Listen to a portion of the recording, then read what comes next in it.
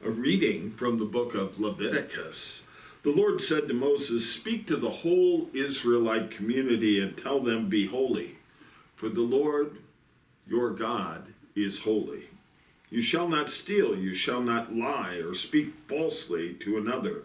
You shall not swear falsely by my name, thus profaning the name of your Lord our God. You shall not defraud or rob your neighbor. You shall not withhold overnight the wages of your day laborer. You shall not curse the deaf or put a stumbling block in front of the blind. But you shall fear your God, for I am the Lord."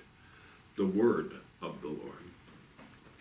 They tell me that the only man-made object that's visible from the moon is the Great Wall of China.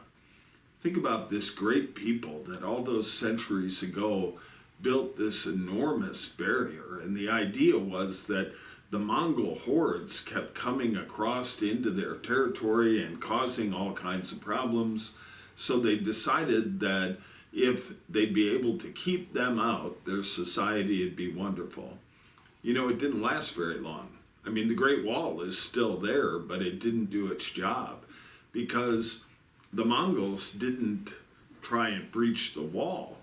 They simply bribed the gatekeeper. I think about that in terms of Lent. As we get started, I wonder if you realize Satan doesn't immediately identify himself. He doesn't come before you and say, "This is what I want you to do."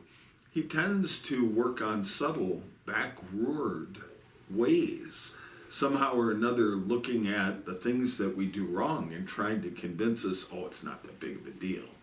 Oftentimes he works in such ways that people kind of think they're doing the right thing, when in fact they're doing the wrong thing, or they're not doing what they should be doing, or as much as they could be doing. There's all these times that we say to ourselves, if I just listen to my better angel, or if I really put my best efforts into it, or I shouldn't have been fooled because I was in too big of a hurry. It's kind of important to stop and realize we're the gatekeeper. And so if we really want to build holiness and a place for God to dwell, then maybe the most important thing simply is to turn away from those harmful temptations that come our way every day. It may be something as simple as seeing somebody we don't particularly like and responding with a smile, or at least acknowledging them as opposed to looking the other way or trying to ignore them.